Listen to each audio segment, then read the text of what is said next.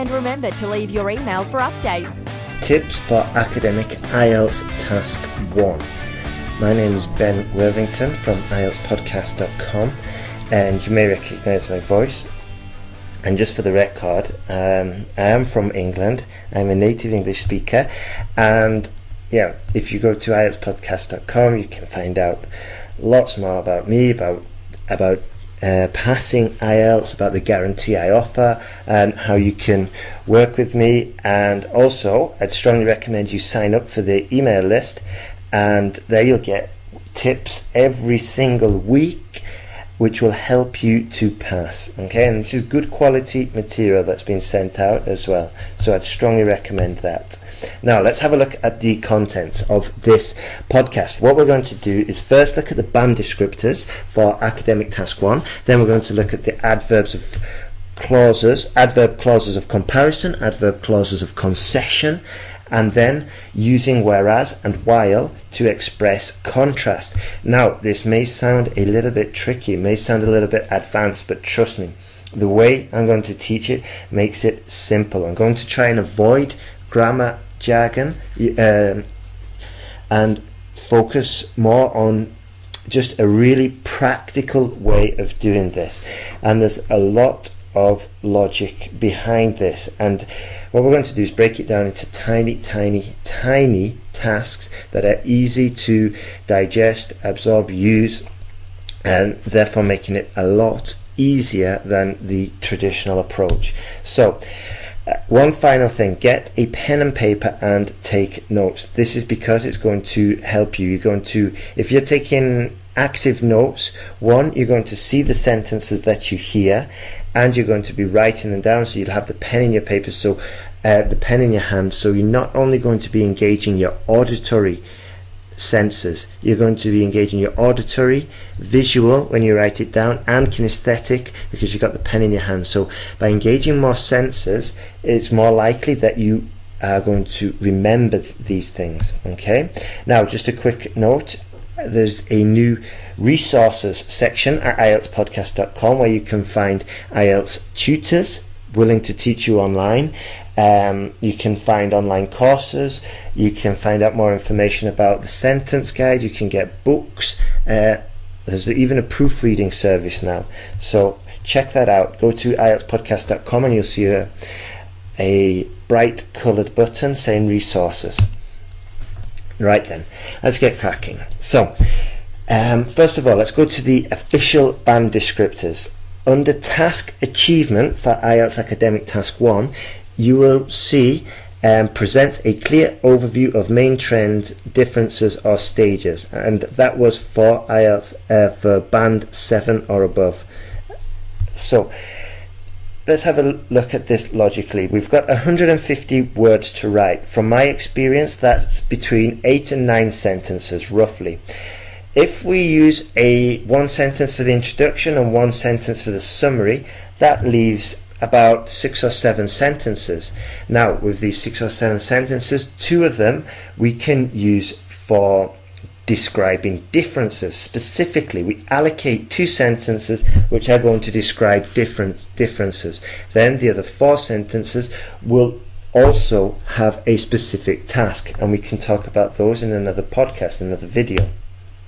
So okay, now just by following this strategy and dedicating 1 sentence for the introduction, 1 sentence for the conclusion, and the 2 sentences for differences, we've written 8 sentences, and we know exactly what to do for 50% of the actual task. So even before we go into the exam, we have half of the task completely under control.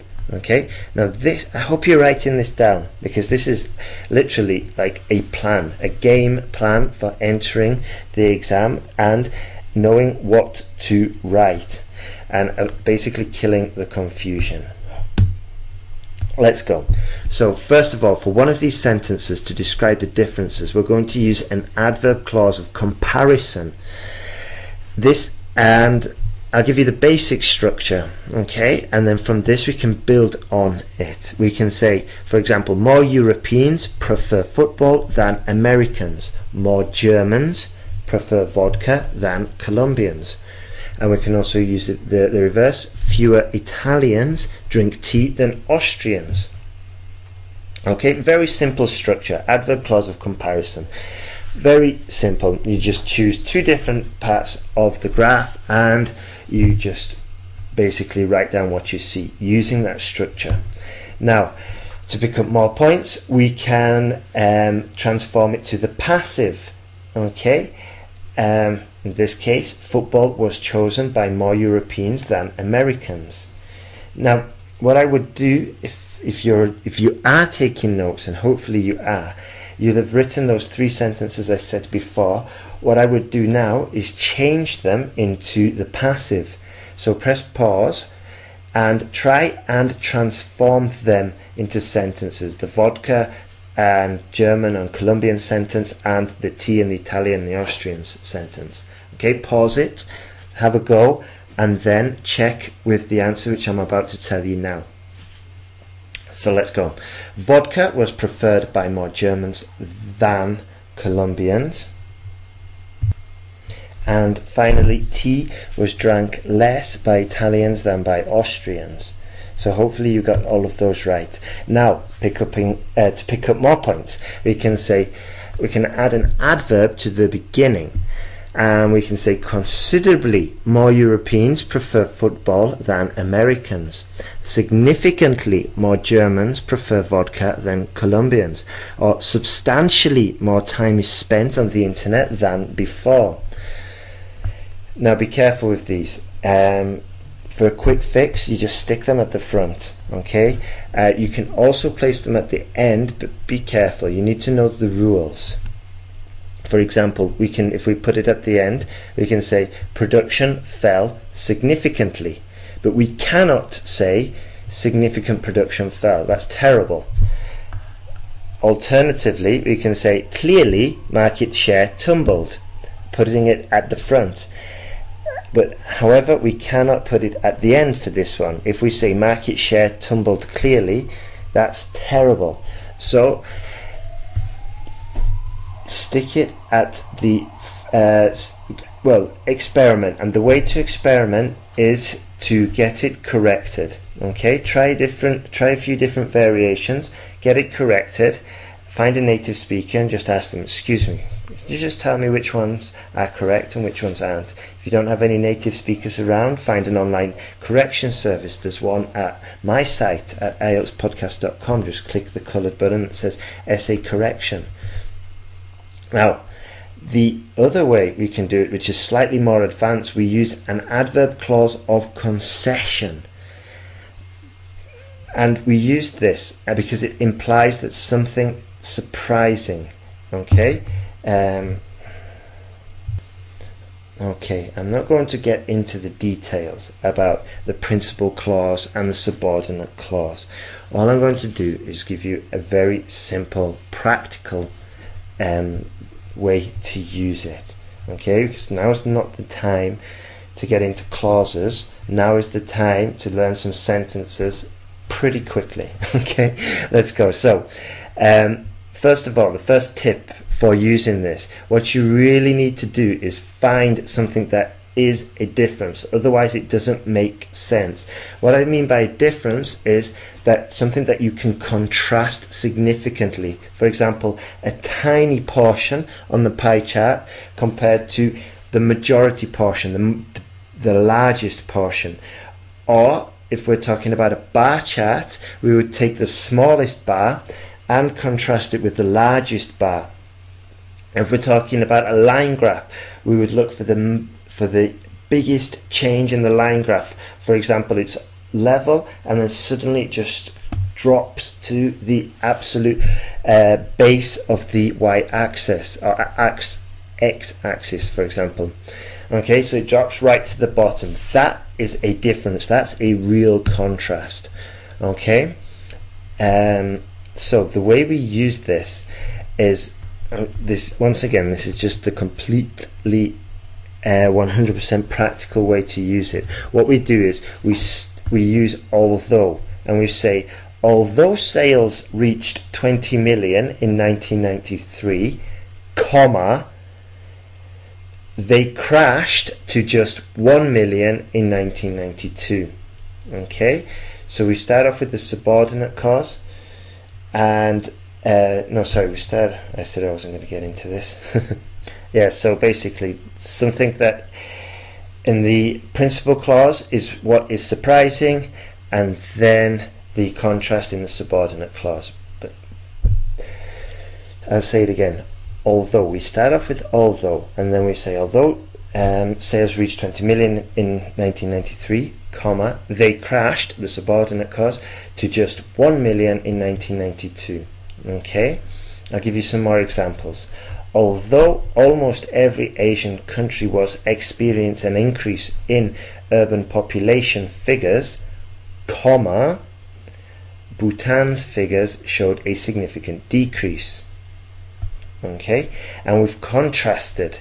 Okay, we've just picked up points for taking note of the differences and using a fairly sophisticated sentence structure. Okay, let's have another look. Although the number of Welsh pet owners is at its lowest in 1990, comma, it almost doubles in 1993. So now there are different ways of using this. We can place it in the middle, or in some cases we can, oh no, we can't put it at the end, sorry, but we can place it at different places in the sentence. However, if I'm just going to give you this very simple sentence structure. You can learn all the rules and do more experiments later, but stick with this structure and it's practical. Okay, you can use it, and you've just picked up points for taking note of a difference and, like I said before, a sophisticated sentence structure.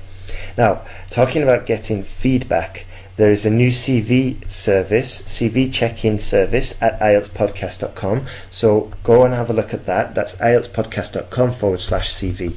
Okay, and you can even get your CV checked for free. Anyway, let's go. Now, the next part of this podcast, we're going to talk about whereas and while. Once again, this is entirely focused on the practical basis. Okay, these are the conjunctions. Okay, and we're going to use just whereas because while is slightly less formal and there's a bit more confusion regarding while. For example, you can use it for comparisons in time. She drove while talking on her mobile, and we can also use it for comparisons on a graph. But for the time being, we're going to use whereas because it's simpler and it sounds slightly more formal. Okay, and we can use these in the middle of the sentence. Now then, let's see. So once again, we're going to use these sentences to show a contrast, two different groups of information. I'll give you an example. Females scored higher in analytical subjects, comma, whereas males scored higher in creative disciplines. Okay, so we say the first clause, place a comma, followed by whereas, and then our second clause. Let's have another look. Derbyshire allocated the majority of its budget on leisure services, comma, whereas Yorkshire invested hardly any of its budget in leisure. So once again, I hope you are writing these sentences down. Then write a few sentences of your own and get some feedback on those, experiment, and this is how you learn them. Okay, so like I said before at the beginning, you've got two different, or even maybe three different structures you can use. You've got the comparison one, which I said before, add an adverb at the beginning to make it a little bit more complex.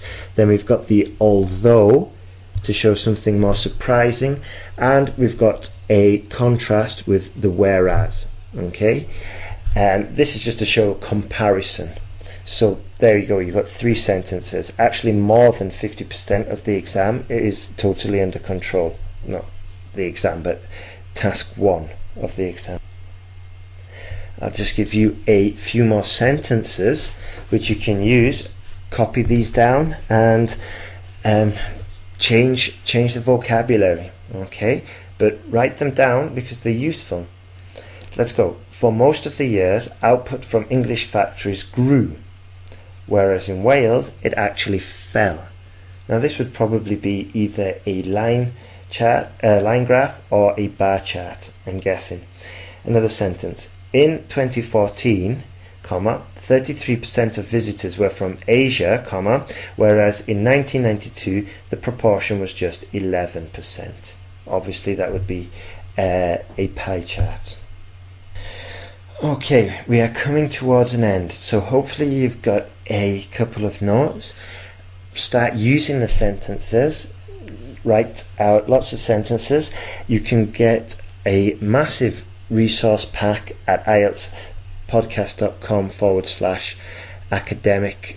I think it's academic resources. Either way, you'll see, if you just go to the home page, you'll see the big coloured button on the right.